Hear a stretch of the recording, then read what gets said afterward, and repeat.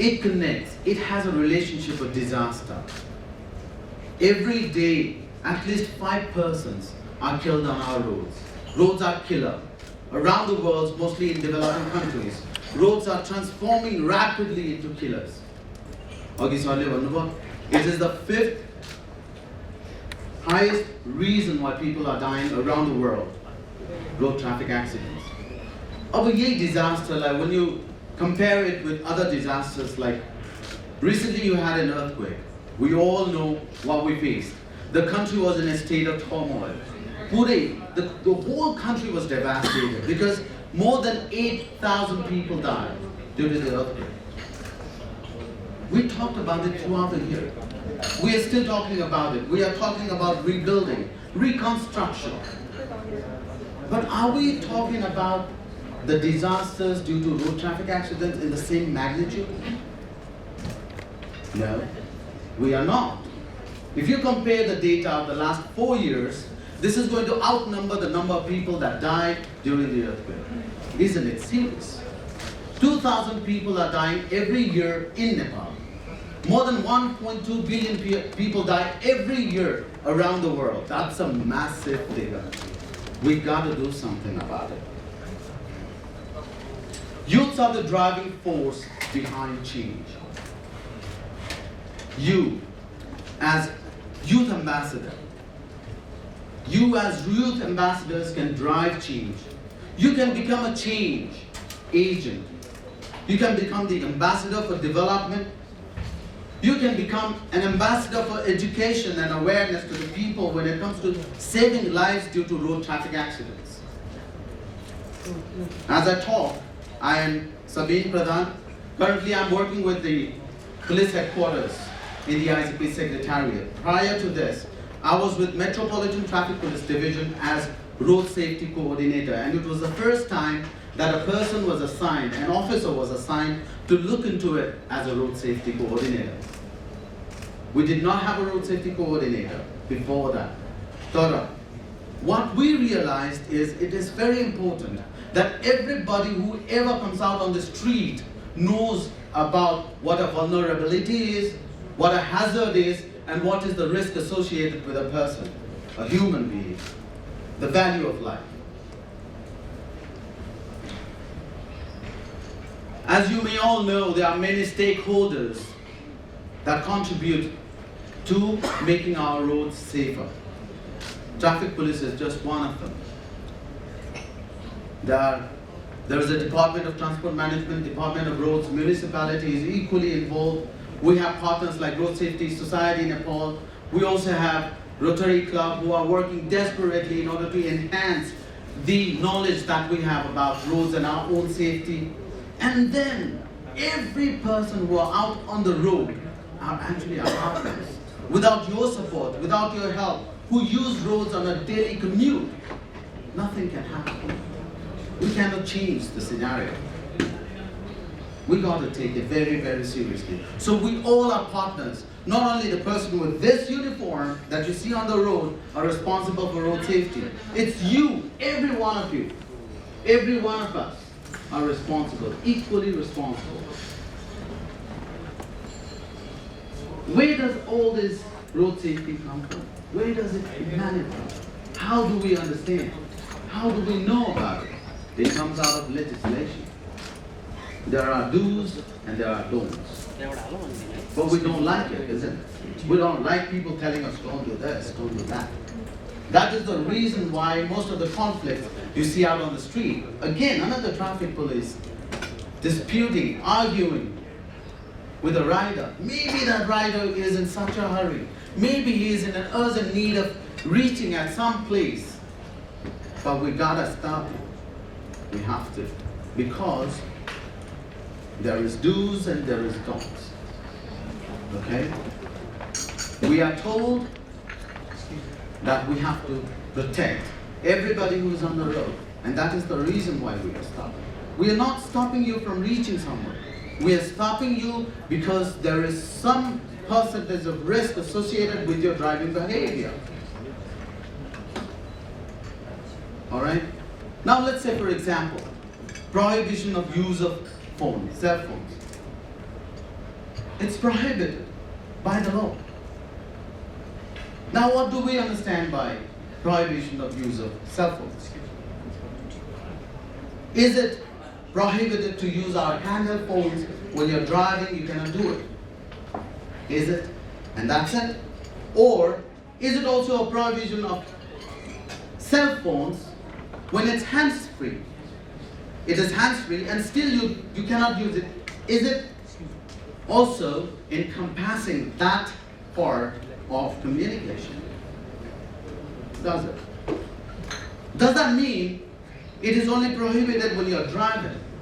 Or it also applies when you're stopping at the zebra crossing? But the law says it is prohibited to use cell phones. Now tell me, which one of these is allowed on the street? Can you use hands-free? Can you speak when you're stopping at zebra crossing?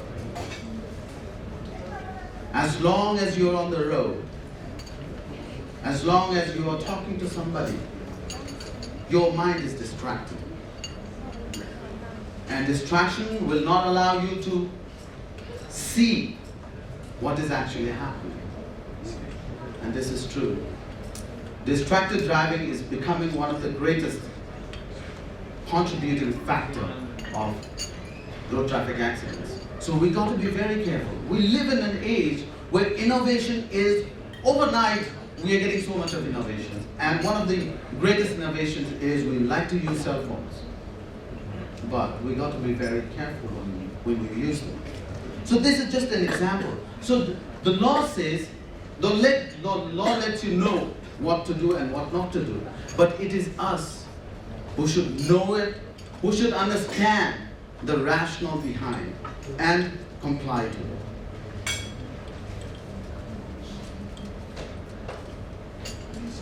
As I talk about the contributing factors, I would like to appreciate the previous presentation that was made by the officer from Yamaha. A lot of issues were covered. When you look at the United Nations report that was published by World Health Organization in 2015, there are 6 major contributing factors that leads to fatalities in road traffic accidents. And one that stands at the top is speeding. I'm not talking about just road traffic accident. I'm talking about fatalities due to road traffic accident. It kills.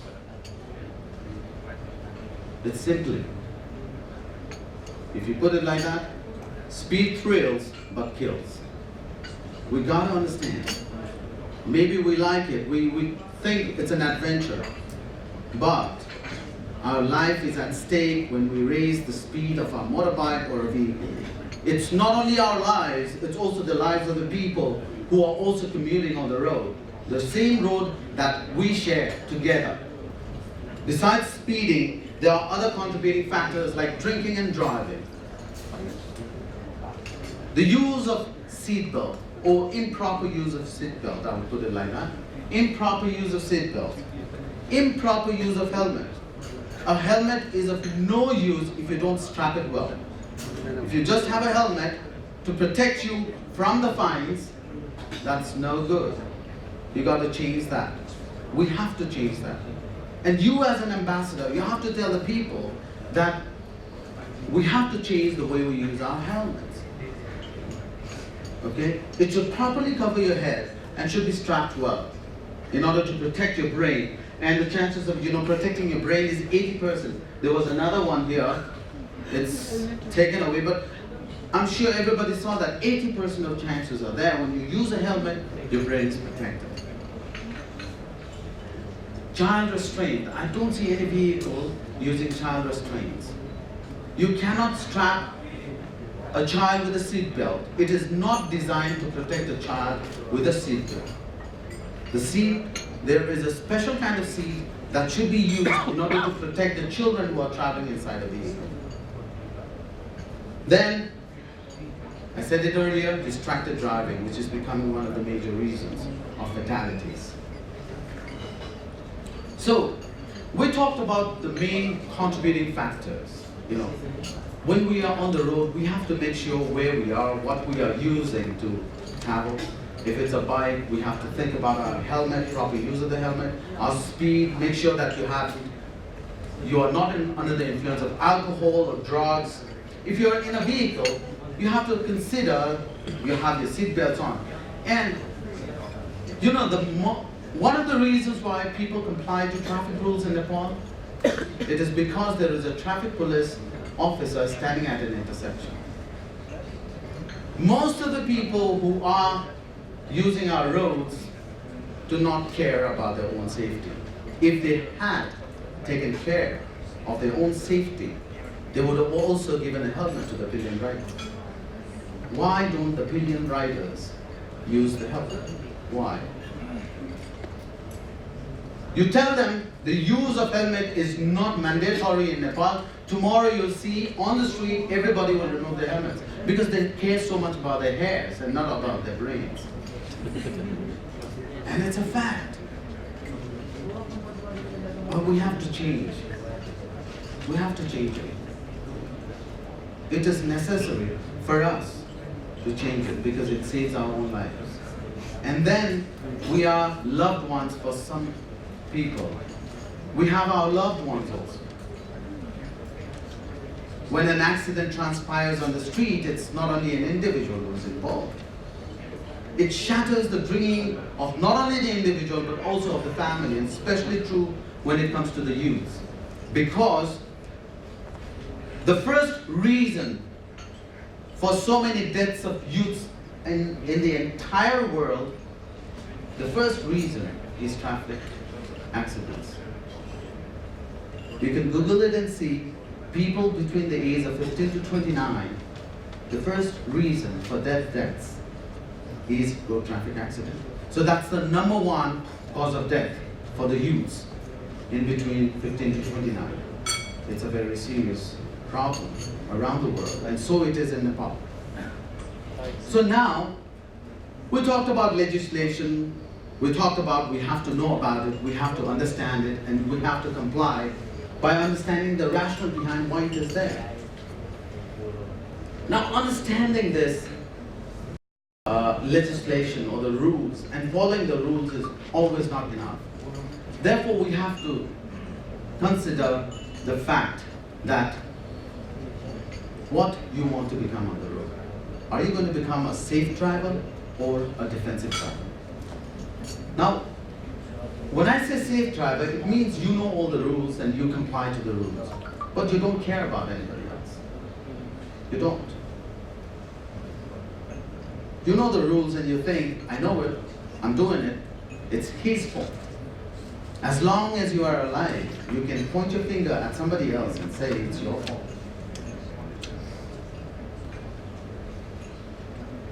But think about a moment when you don't exist. When we don't exist. Where are we going to point our finger towards? Who are we going to point to? It is only when you are alive you can say, he was wrong, I was right.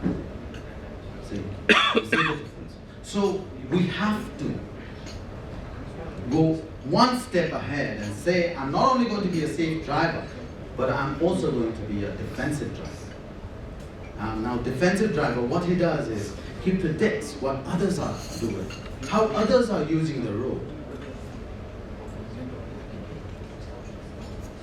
That's number one. You've got to predict how others are using the road. Are they complying with the traffic rules? The next is you have to assess what kind of impact is it making on yourself. If somebody is driving in the other direction and is reckless, it's not going to impact on you.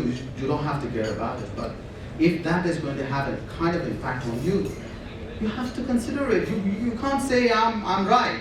Don't hit me, I'll show you. You can't do that. So you have to assess what kind of impact it is going to have on you. Then after the assessment, what happens is you only have two choices. Unlike so many different alternatives in other areas, when you're out on the street, you only got two options. The first option is you immediately apply brake to stop your vehicle or slow it down. That's one option. The other option is to change the direction of your vehicle. Those are the only two options. You cannot do any other magic. You have to live by it. So you have to very quickly assess or evaluate the options that you have, and you only have two options. So either it's apply the brake or change your course or direction. All right, and then you have to make the decision and do it. So that is defensive driving. So somebody you see at a zebra crossing and you're traveling at the speed of 50 kilometers an hour. You see somebody crossing the road. Then you have to, at a very early instance, the moment you see it, you have to decide. It's not that, I think I'm going to make it. Before she arrives at this point, I think I'll make it. No, that's not going to happen. Defensive driving is, now that's a hazard there. That's a hazard. You are vulnerable, the person is also susceptible or vulnerable. The risk is that if you collide, one of you, the person who is crossing at zebra crossing, or you yourself who is driving or riding a vehicle, is going to be injured or, very sadly, might be dead. So, if you do this well in advance, then nothing is going to happen to you. And if everybody does it, then only we can have safer roads in Nepal. Not only in Nepal, in any roads that we travel. So everybody needs to think about herself or himself first, and then also about others, what kind of impact they will be making on you. All right.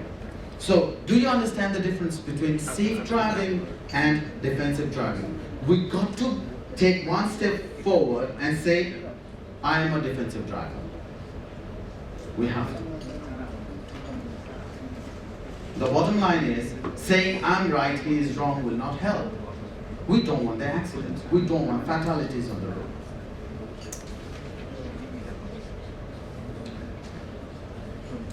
Now the other very important aspect of using the road is considering the priority on the road. Who gets the first priority on the road? Who gets it? Please. Thank you very much, ma'am. Thank you. Pedestrian gets the first priority on the road. Everybody agrees? Everybody? I want to hear it. Yes. Yes. So, is it happening on the road? Are we giving due priority to the pedestrians when we are on the steering wheel or on the handle? Are we? Very honestly, it's not happening. The reason why there is so many pedestrian safety campaigns is we don't have a culture of giving priority to the pedestrians. We have to change it. So the first priority is pedestrians. Second priority. Second, cyclists. Those on bicycles, they get second priority on the road. And the third priority are public transportations. Then comes our own private vehicles. Have we ever considered this priority when we are traveling on the road? Do we allow our public transport to go by or go ahead? Do we? Let's be honest, but we have to bring about a change because developing the culture is in our own hands. If we don't do it, nobody else is going to come and do it for us. We have to be doing it. Now let's look at this example. We very often, as a traffic police officer, hear this. I was riding, the vehicle in front suddenly stopped. Okay? I was riding and the vehicle in front suddenly stopped. I couldn't do anything but hit it from behind. Who is wrong? The vehicle in front is wrong or the vehicle that hit is wrong? Who is at fault? Who committed a traffic rule violation here? The vehicle in front that suddenly stopped. Anybody with a different view? So do you all agree that the vehicle in front that suddenly stopped is at fault? Yes, you. Maybe there should be a particular gap in between. Thank you very much. That's very important, you see. None of the road user can say that the vehicle in front suddenly stopped and I had no time to do anything. Because the rule says you have to have a stopping distance between your vehicle and the vehicle in front. And you should always consider the fact that the vehicle in front can suddenly stop because a kid can run across his vehicle on the road. So at a snap second he decides and applies brake. So it suddenly stops. So if your vehicle doesn't have a stopping distance, then there is no way you can prevent the collision. It has to go and hit. So it is the responsibility of the vehicle at the back to have a proper stopping distance. And there are many formulas to have stopping distance. The best formula is to consider 2-second rule. Now, what is the 2-second rule is very simple. You see the vehicle moving in front of you and you fix a point. So the moment the tail end of the vehicle passes, you count 1 second, 2 seconds. So you cannot properly count it. So in order to do it, say 1001, 1002. Now that means 2 seconds. So in 2 seconds, if the front part of your vehicle passes through that, already crosses it, then you have to reconsider your stopping distance. You are too close to the vehicle. But if it is 1001, 1002, then you reach the same point, the fixed point, then your stopping distance is good enough. So if suddenly happens, you can react to it, perception. Madam talked about it, it's a reaction time. You see something, it touches your brain, and then your body responds. So that's a reaction time. And after the body responds, it applies brake, and then the brake also has a certain time. Okay, that's called the braking distance. So reaction distance plus braking distance is actually the stopping distance. So always maintain a proper gap, which is stopping distance between your vehicle and the vehicle in front. So is that clear? 2-second rule. 1001, 1002. Then the vehicle in front that passes across a fixed point, the tail end when it passes, you count 1001, 1002.